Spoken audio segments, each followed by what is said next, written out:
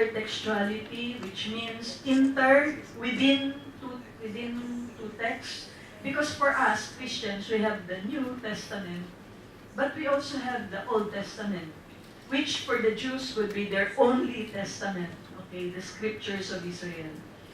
So what is intertextuality? The production of new texts by later writers using texts written by earlier writers. What do we mean? The earlier writers will be the authors of the Old Testament, and the later writers will be the authors of the New Testament. So how would the authors of the New Testament, like Paul, use writings in the Old Testament? Okay. So it's like the presence of the Old Testament in the New Testament. Okay. So in intertextuality, there are degrees of textual dependence. Sometimes it could be very explicit, like direct quotations. For example, I'll give you an example. If you go to Luke, the chapter 4 of the Gospel of Luke, Luke will tell us that Jesus went to the synagogue. Okay, Jesus went to the synagogue and he was handed the scroll of Isaiah. Nung nasa synagogue na siya, binigyan siya ng scroll of Isaiah, and he read from the scroll of Isaiah, and he would read, "The Spirit of the Lord is upon me because the Lord has anointed me," which is actually a text coming from the Old Testament, from Isaiah. That's an example of, although there are very slight changes sa wording, it's almost like a direct quotation. Okay. And then you will find also allusions, and you will find echoes, certain expressions, echoes. And St. Paul would use a lot of echoes. He would take from the Old Testament in order to present, he would reinterpret that, okay, in the New, and produce a new text, that is his letters. Okay. In this particular quotation from Romans 11, God has not rejected his people whom he foreknew. What Old Testament text is Paul trying to echo in this statement? Okay. There is First Book of Samuel, chapter 12, 20 to 22. But first, let me give you the context. In chapter 8 of Samuel, Israel asked for a king. Samuel is a prophet. No? Israel was envious of the other countries that had kings, and they would go to war being led by their kings.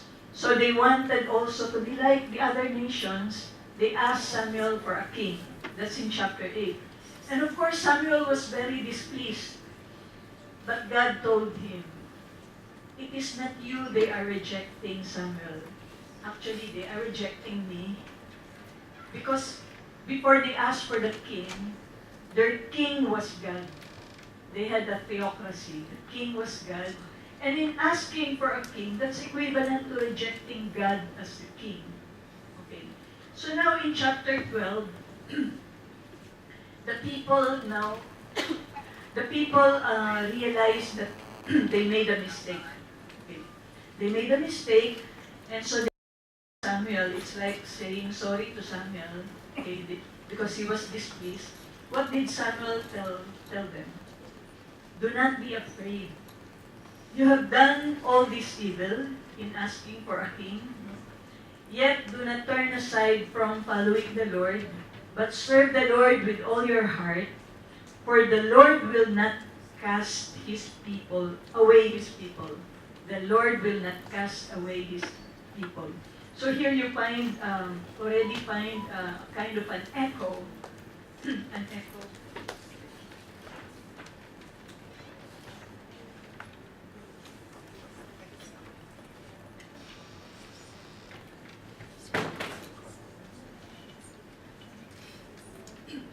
So for the Lord will not cast away his people for his great name's sake. Okay. because it has pleased the Lord to make you a people for himself. So there you find an echo of God will not cast Israel away. Another is from Psalm 94. For the Lord will not forsake his people. He will not abandon his heritage. So because of those echoes, no, which we know Paul used those echoes to tell us that certainly God will never reject his own people. Now, we're getting to the heart of our discussion. We're now in Romans 11. And actually here, Paul is addressing the Gentile Christians in Rome. So if you can remember, ang context dito is nagiging minority yung Jewish Christians, majority na yung Christians of Gentile origin, and there was a tendency to look down on the minority faith. And then Paul would say, so that you may not claim to be wiser than you are, you Gentile Christians. Para hindi nyo isipin na ang tatalino nyo. I want you to understand this mystery. And he will tell us a mystery. What is this mystery? He says, a hardening has come upon part of Israel until the full number of the Gentiles has come in, and so all Israel will be saved. Paano natin iintindihin yan? Especially yung all Israel will be saved. Ibig sabihin ba lahat ng Hudyo maliligtas? Ano sa palagay nyo? Okay, tingnan natin. There are things that we should understand first, or some questions, interpretive questions. First, how does Paul define all Israel? Number 2, what does Paul mean by the full number of the Gentiles? Full number of the Gentiles. And how is the salvation of all Israel related to the coming of the full number of Gentiles? Okay. Actually, today, kung ngayon, pag sinabi natin taga-Israel, sabihin agad natin, so Jew. Taga-Israel, so Jew today.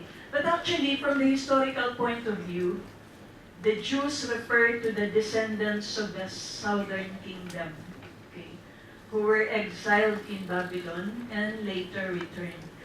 Here, we have to know a little bit of the history of Israel. Diba they asked for a king from Samuel? So they had Saul. After Saul, they had David. After David, there was Solomon. And after Solomon, it is during the time of the son of Solomon that the kingdom was divided. Na-divide yung kingdom.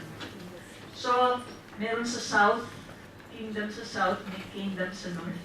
Okay. So this is the divided kingdom. The kingdom sa north is called Israel, and the capital is Samaria. Okay? And the kingdom in the south is called Judah, and the capital is Jerusalem. So the kingdom that is faithful to the house of David will be the kingdom in the south. Okay. So you have the southern kingdom with 2 tribes, okay, and the northern kingdom with 10 tribes. And the term Israel has multiple meanings or references. The first is, the patriarch Jacob is also called Israel, right? Jacob is also called Israel. Then the nation composed of the descendants of Jacob, 12 tribes, is also Israel. And the northern kingdom that we just saw is also Israel, composed of 10 tribes. So, when we're trying to look at the expression, all Israel, actually in the Old Testament, this expression relates exclusively to the tribal structure of the descendants of Jacob. di ba the names of the sons of Jacob became the names of the tribes of Israel. So we have 12. Okay? These are the 12 sons of Jacob. And when they reached the promised land and they divided the land, okay, they divided the land according to the 12 tribes. Okay. But there's a little bit of difference which I will explain. You do not find here Levi, and you do not find Joseph. Instead, because Levi is the priestly tribe, so the priests did not need the land. They would receive tithes. Makakatanggap sila ng tithes from the people. So wala silang land. Si Joseph naman, dahil may dalawa siyang anak, si Manasseh at si Ephraim, instead of giving a land to Joseph, so yung dalawang anak nila niya, so the land allocations of Joseph and Levi were given instead to Ephraim and Manasseh. That's why you have Manasseh, malaki yung kay Manasseh, and then you have Ephraim. Now when the kingdom was divided, okay, nung na-divide yung kingdom, you have 10 tribes in the north, yung may blue, and then yung red, ay yung southern kingdom, 2 tribes. So northern tribes, and the northern tribes were captured by the Assyrians, okay, in 722 BC. Okay. And the southern tribes captured by the Babylonians in 587 BC. So naunang makapture yung north, tapos yung south. Okay. Now, we're trying to understand the expression all Israelites. All Israelites. Actually, sa Israel pala, after the exile, merong parang hope. Merong hopes, may vision na mangyayari. Ang ibig sabihin ng pan, it's a Greek word, pan, which you find also in other words like Panasonic, panorama. Pan means all. Okay. Pan is a Greek word which means all. So it simply means all, there is restoration of all Israel. Okay. So the writings during the post-exilic times envision a future restoration of the exiled tribes of the north. Kasi di ba naunang ma-exile yung north? Pero we do not find in scriptures any account that says that they return. Okay. Kaya siguro naririnig nyo yung sinasabing the lost tribes, the 10 lost tribes. Okay. Pero yung sa south, alam natin na bumalik sila. No? Well, some of them returned. We know that. No? Some of them returned in 538 BC. Now, what is this pan-Israelite restoration? This is parang it's a hope. No? It's a hope that the Israelites had. That there will be a reunion of the 2 tribes again. The 2 kingdoms with all the tribes. Okay. And it seems that that was what Paul also had that vision of the reunification of the 2 kingdoms. And actually Jesus had that also. We're not aware of it, but actually Jesus also had that vision, that hope.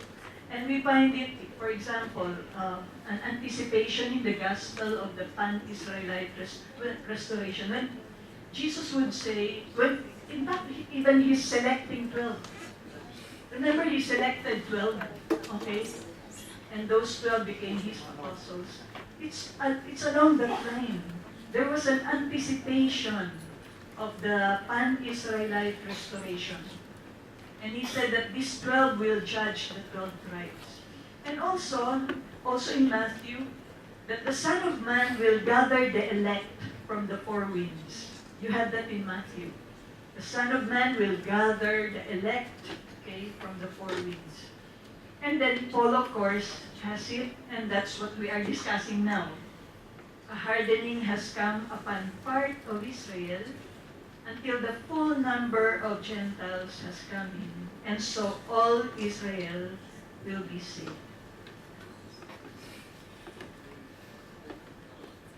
What time are we supposed to end? Ngayon na. Okay, good. Good. Okay. Now let's try to understand this. A hardening has happened to part of Israel. What does Paul mean by that? A hardening has happened to part of Israel. What do we mean by part of Israel? Actually, he is referring to the divided condition of Israel. Is it not when you are divided, when something is divided, there is one part, there is another part, because it's divided.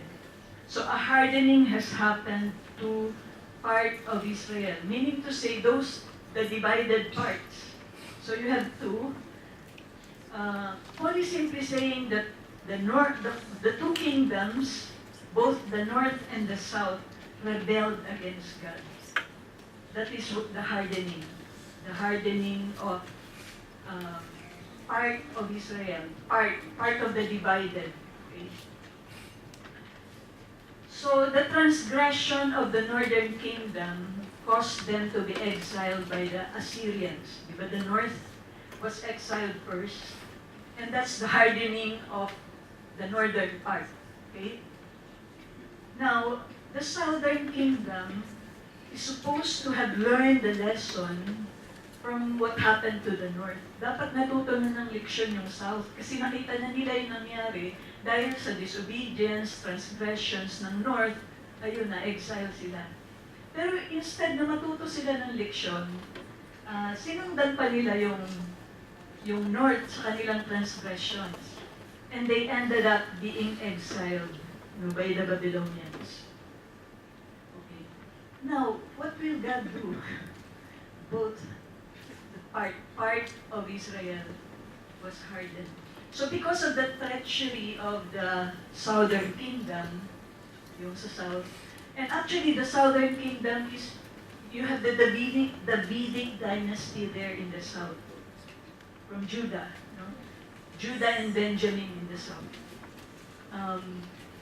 So because of the treachery of the southern kingdom, and to make it jealous, the Lord will call back and restore the northern kingdom. Para ma-jealous yung nasa south, okay, pababalikin ni Lord yung northern kingdom. Okay. Now, but something, a transformation, while the northern kingdom was in exile, a transformation happened in the northern kingdom. They intermingled and intermarried among the Gentiles, which the southern kingdom did not. Kasi sa kanila, they had the purity laws at bawal sa kanila mag-intermarry with foreigners. Yung southern kingdom. Kaya nga galit sila sa mga Samaritans. Yung mga Samaritans, di ba sa gospel ni Luke at sa gospel ni John, yung Samaritans yung mga naiwan doon nung na-exile yung iba, may naiwan, pero yung mga naiwan nag-intermarry din with others. Kaya galit yung mga, sabihin natin yung mga Jews, yung mga bumalik from exile, galit sila sa mga Samaritans. Kasi sa tingin nila para silang mga traidor. Kasi yung purity of the race, hindi na-maintain yung purity of the race because they intermarried with among Gentiles. Now what happened dito sa transformation ng Northern Kingdom? As a result of intermarrying, they have lost their distinctive mark as the elect. Okay? They have lost their distinctive mark as the elect. They are no longer different from the non-chosen nation. So hindi na sila yung chosen people na may pure ang race kasi they intermarried. So what happened? They became Gentiles actually. They had become Gentiles. Can you see yung logic dito? Kasi they intermarried. Siyempre, kung nag-intermarry, yung magiging anak nila, mga Gentiles na yun. Okay? But you see, there's something good happening here. Okay? this seeming disaster, parang disaster yun, no? Kasi naging impure na yung race, is really part of God's plan. So you see, there's nothing out of place in the plan of God. And it fulfills the blessing of Jacob to Ephraim, which we find in Genesis 48:19. Okay, let me bring you to that, Genesis 48:19. Kung naalala niyo yung history ng chosen people, di ba, 12 tribes, no? And then 12 brothers, and then they sold one brother. Si Joseph was sold, no? But you see, even the selling of Joseph was providential. Because when there was famine, the whole household of Jacob settled in Egypt, where there was food. Okay. So they were in Egypt, no? But of course, they did not want to stay there permanently. And when Jacob was dying, he blessed all his children. He blessed all his children, and for each son, he would have a particular blessing. Okay. There's something beautiful that happened here. Kasi even the sons of Joseph would be blessed. So before Jacob died in Egypt, he blessed his sons and Joseph's sons, Ephraim and Manasseh. Ang older si Manasseh, and the younger is Ephraim. Now when Jacob was blessing, if you read the story, yung right hand niya, nilagay niya kay Ephraim. Younger si Ephraim. Kaya sabi ni Joseph, Father, hindi siya. Huwag mo sa kanya ibigay yung blessing mo. Dapat si Manasseh. Kasi si Manasseh yung eldest son. But Jacob insisted, sabi niya, this is the blessing to Ephraim. He said that Manasseh will also be great, a great nation, but Ephraim will be greater than his brother, and his descendants shall become the full number of the nations. Ang ibig sabihin ng Gentile nations, no? All the other nations around Israel. No? So, kung hinahanap natin ano yung meaning ng full number of the nations or Gentiles, ito pala makikita mo dun sa blessing na ibinigay ni Jacob kay Ephraim. And Ephraim is a tribe in the north. Ephraim is one of the tribes in the north. And remember, we said a while ago that in order to make the south jealous, para magselos yung south, ipababalikin ni Lord yung mga tribes ng north. Yung northern kingdom, pababalikin niya. Ngayon, pag pinabalik niya yung northern kingdom, syempre kasama si Ephraim.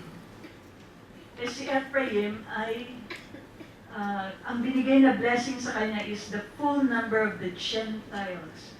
At sabi natin, yung northern tribes, because they intermarried in exile, they have become Gentiles.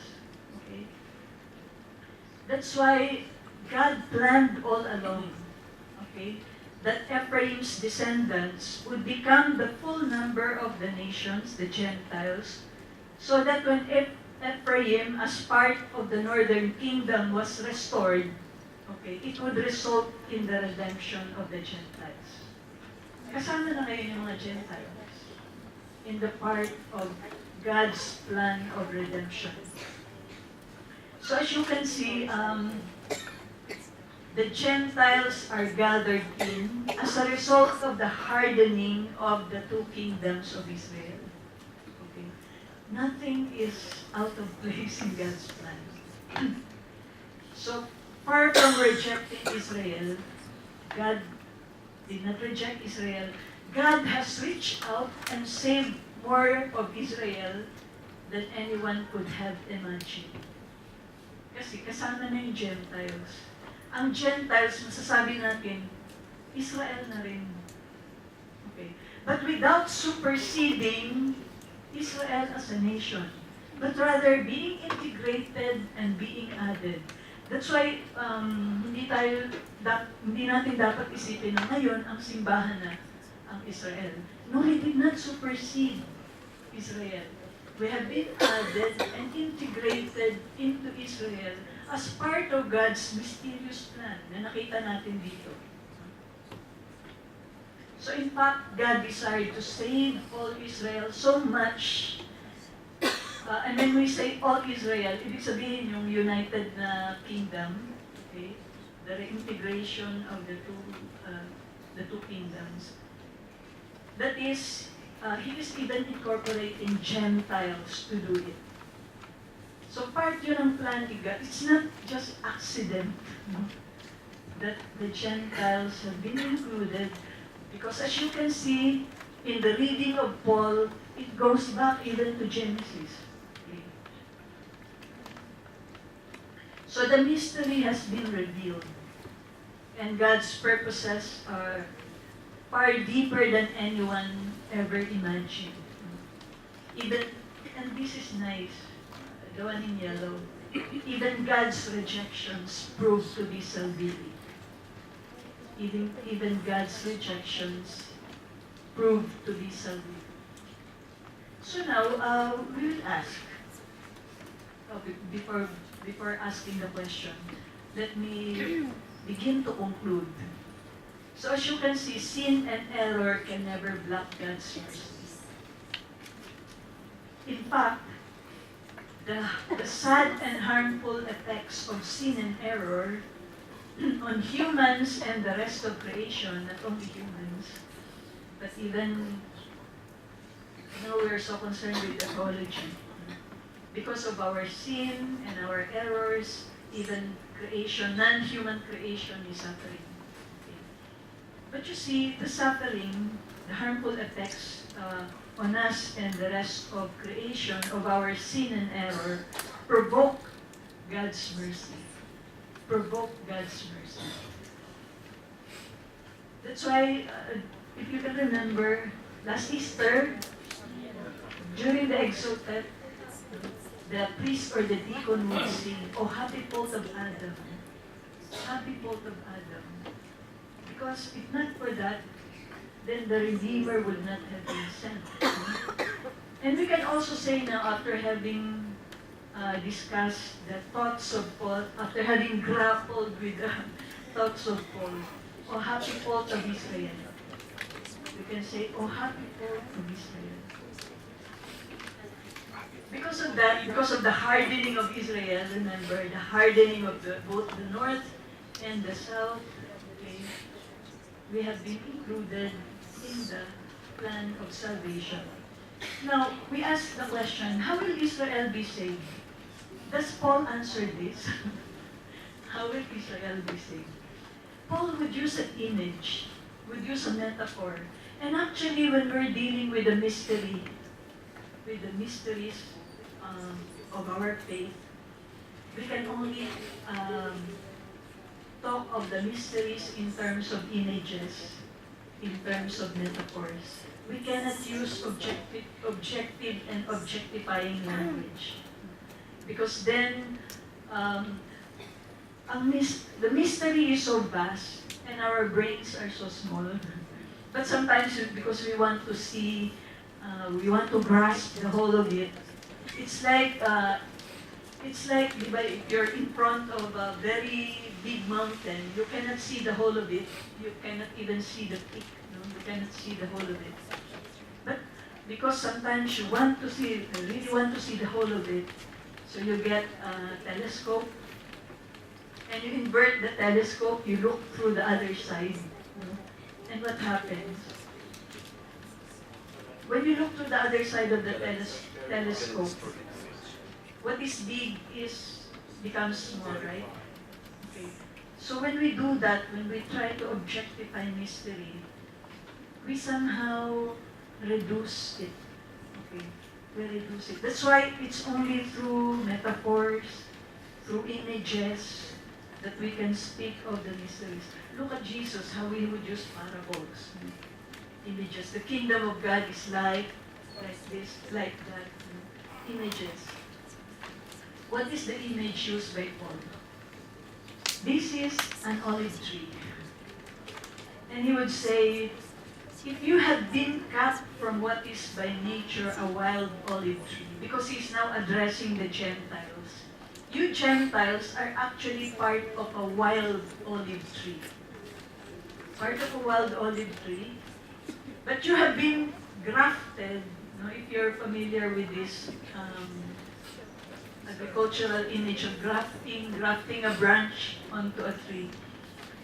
You have been grafted contrary to nature into a cultivated olive tree. The cultivated olive tree is Israel. Okay?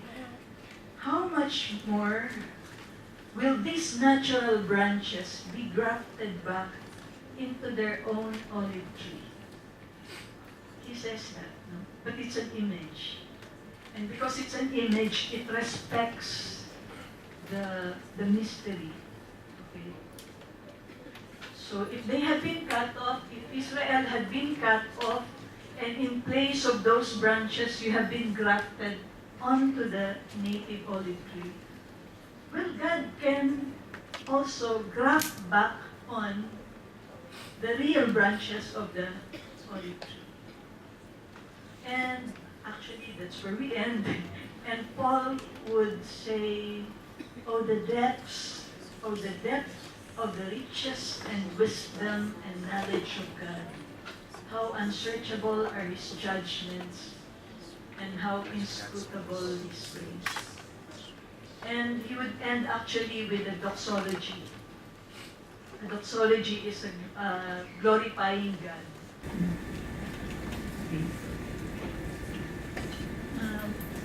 Okay. Maybe you have more. We have many questions.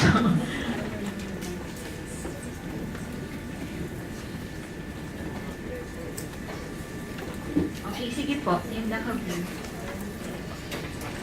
Just approach the microphone. Good morning. Thank you po, Sister. Good morning po. Are all these things part of God's economy of salvation? Yes, yes. Thank you very And in much. that economy of salvation, as I've been saying, nothing is out of place. Even our sin, our errors. Other questions? Yes? Habang nakikinig ako sa'yo, sister, parang pakiramdam ko na sa isang buffet ako eh. Okay. Buffet. Daming pagkain na gustong tikman. Napaka-sumptuous niya, pero mysterious yung mga pagkain. Oh, mysterious. Mga ano yan. Yeah.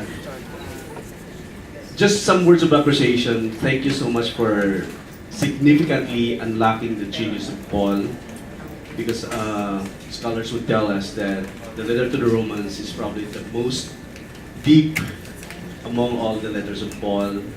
It's very systematic, but at the same time, it's very practical because it tried to respond to practical needs of Gentile Christians as well as the Jewish people.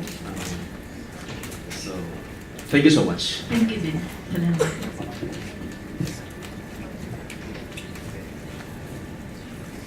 Other questions? Good morning, sister. Thank you very much. Kung si sir po feeling niya nasa buffet, ako feeling ko honestly, I'm listening to a mother. Is very patient and explaining and telling a story, a wonderful story. There are times that I am very sleepy already kasi, you know, very conducive to speaking, masarap. Pero bumabalik ako kasi ano yung sinasabi niya, parang ganun. Maganda yung pagkaka-explain mo, sister. Very thankful ako na nakinig ako sa inyo. May tanong lang po ako.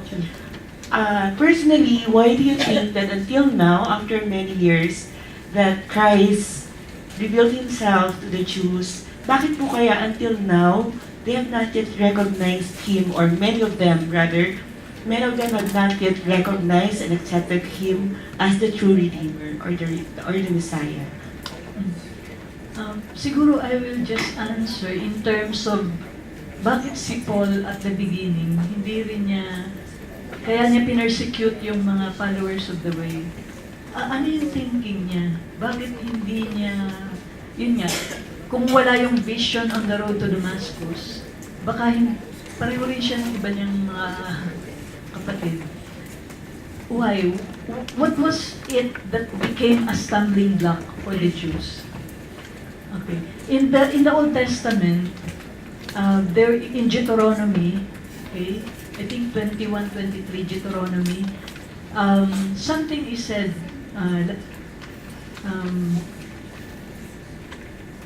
Anyone hung on a tree is under God's curse. Anyone hung on a tree is under God's curse. Kasi para sa kanila, noon, I think yung tinatawag na impalement, no, a kind of punishment.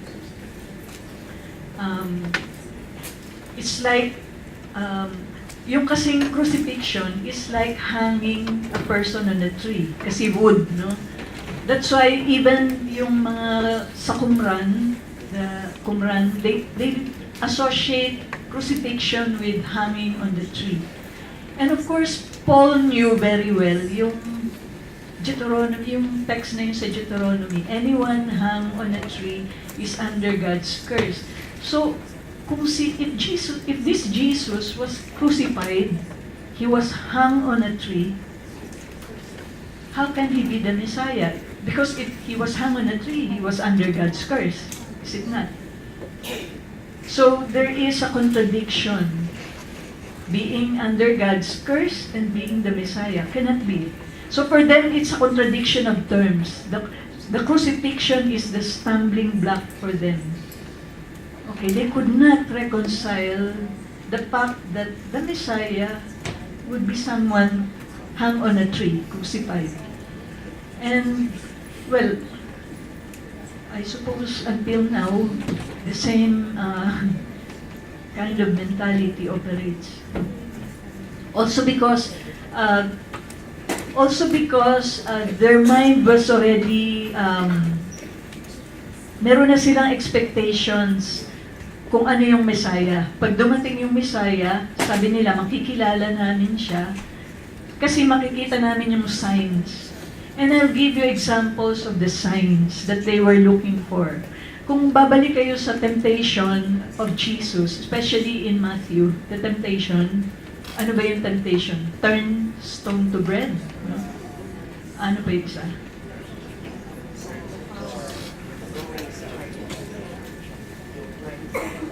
Huh?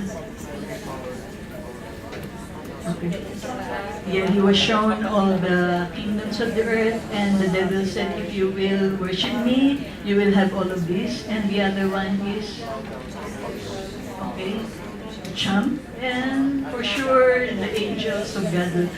Okay, actually, those temptations represented what Israel was expecting of the Messiah. Turn stone to bread means to be a good economist. You want a leader who is a good economist so that nobody will be hungry in the land, right? Like ngayon, we'll have a new president. We're also hoping, no, that the poverty will be resolved, the problem of poverty. So, yun. And the other one is, why all the kingdoms of the earth? Because their experience was they were oppressed by other nations, by other kingdoms, one after another. If we take a look at the southern kingdom, you have the Babylonians, and after the Babylonians, there were the Greeks, the Syrian Greeks, and after that, the Romans. So, all these kingdoms, so they want a military leader who would be able to defeat all these kingdoms that were oppressing them. Okay. And of course, the one about jumping, a figure who would be charismatic, spectacular, so that everybody would be drawn to him. Those were the expectations of Israel. Did they find that in Jesus? Did they find those? We know that in the temptation, Jesus turned down all of them, refuted. He using the word of God, okay, he defeated the devil, okay, which means he did not accept to be those expectations, to conform to the expectations of Israel. And because of that, that could be the reason for the one who asked. They did not see in him what they were expecting, the Messiah that they were expecting.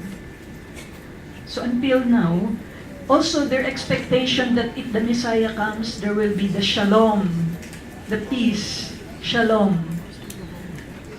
But, well, look at Israel, it's always, always war in Israel, okay? And even around the world. So how can they believe that the Messiah had already come? Okay, did I answer your question? Thank you, Sister. You're welcome. Other questions? Yes.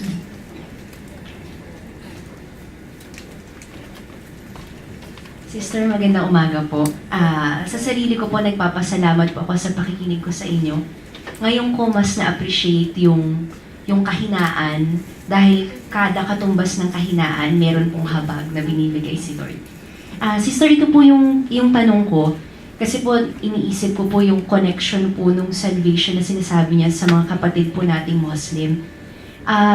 Sister Bernie, can we also imply, following the trail of your interpretation, that the descendants of Abraham to Ishmael po, not to Israel, our Muslim brothers, can be also associated with Ephraim's full numbers of the nation during the time that they perhaps intermarry with the non-Israelites.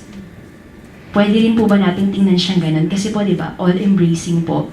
So I just would like to ask, pwede rin po ba tingnan ng ganung perspective? Kasi po, some of my students kasi, di ba, they're asking yung when they contest the faith daw po with Christ and ano. So, pwede po ba siyang ganun din yung tingnan? In that line po. Mahirap na tanong yun. Kasi, remember ko kasi yung, very specific kasi yung discussion ni Paul dito. Let me just find the text.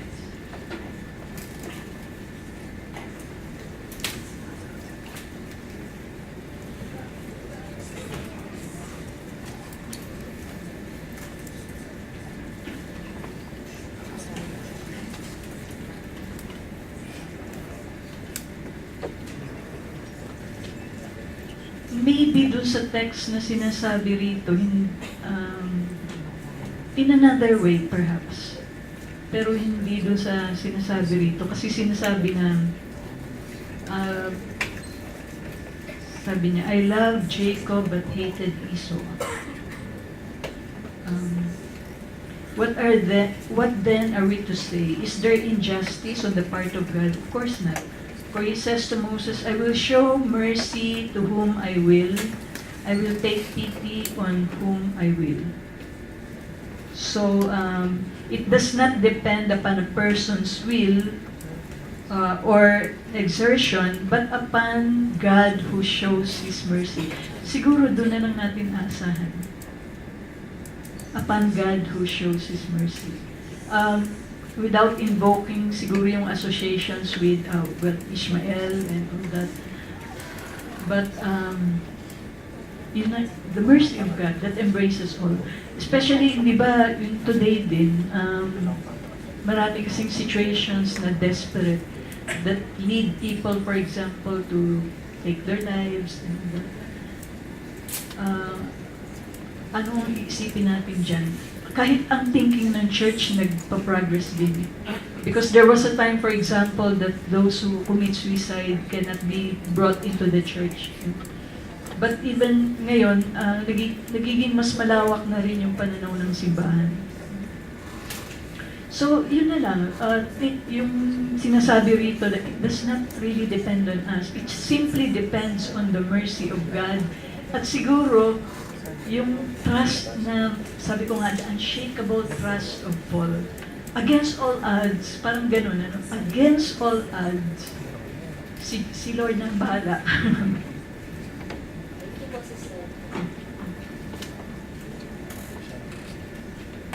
Good morning po, Sister. In line po sa tanong niya, naalala ko po merong nabasa ko po sa Old Testament tungkol kay Abraham nung binisita siya ng Diyos at sinabing magkakaanak siya. Ngayon sabi niya, parang naan siya kasi very old na siya. Ang sabi niya, i-bless mo na lang, meron naman akong anak kay Hagar, si Ismael nga. And then, sabi ng Diyos na, hindi, bibigyan kita ng anak, pero i-bless ko din yung anak, yung kay Ismael. I-bless din niya, kakaroon din siya ng mga descendants, ng mga prinsipe, prinsesa. So, yun, naalala ko lang na i-bless din niya yung anak niyan si Ismael. Yes.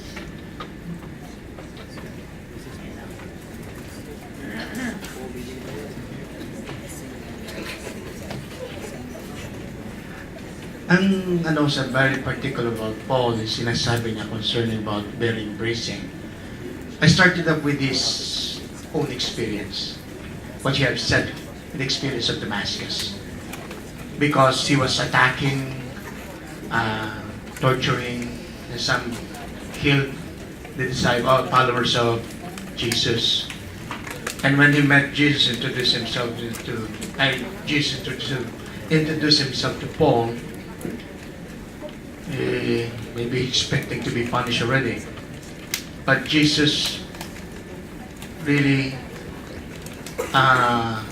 responded positively, and in fact he was called and he was really made to be one of the apostles, what Paul is claiming, that he's an apostle, because he personally met and Jesus personally chosen him. So, yung inaano ko talaga, may idea, para bang as you have said, that really, do sa concerning about being chosen, selective group, goes beyond to the, the mercy and the love of God goes beyond it. Para bang ang dating kahit anong gago mo, kahit na sabihin atheist ka, but I've just said, it is in the will of God. And that will of God is all about mercy and about love. So that is the thing that somehow is challenged. I believe it's a challenge for each one who will believe and accept the message. Especially for us, yung tanong nga kahapon, ba kung may estudyante kang gago, buwisit, na po pwede mo ibagsak lang palabasin, and somehow that message is really challenging us to think not in the human way, but in the way, in the will of God. That is saying that it's possible.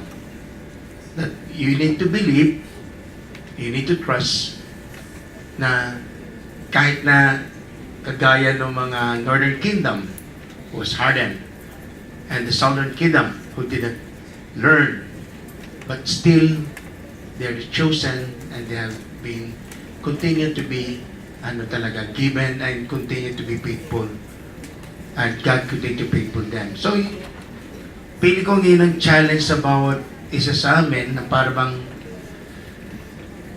to continue to believe na matututo din. Kaya lang problema is the first challenge, if we will accept it, believe it, and trust on that kind of message. So, isa pa, nagtataka sila bakit in the picture, Paul is holding a book and always holding a sword. The sword. Kayo na po magsabi.